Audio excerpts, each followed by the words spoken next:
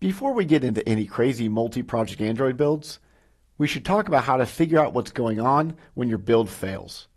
While it's technically possible to attach a debugger to Gradle if you really know what you're doing, the first line of defense should really be thorough logging. Gradle logs messages in one of 6 levels. Debug spews a ton of only occasionally useful information on Gradle's internal workings. Info gives much better insight into what Gradle is up to. It details how long each task takes to complete and other high-level events, like when Gradle connects to its daemon. Lifecycle logs what tasks are currently being run, as well as the total time the build took and whether or not it was successful.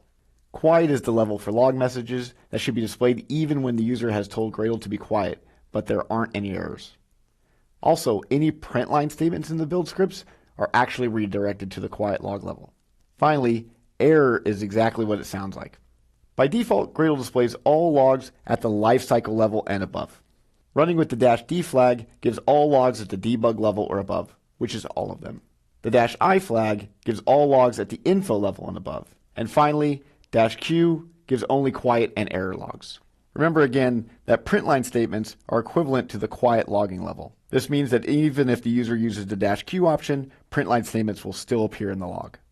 When the Gradle build script fails to complete, it doesn't display the stack trace by default. If you want to see the stack trace just of your code, use the stack trace option or the -s flag.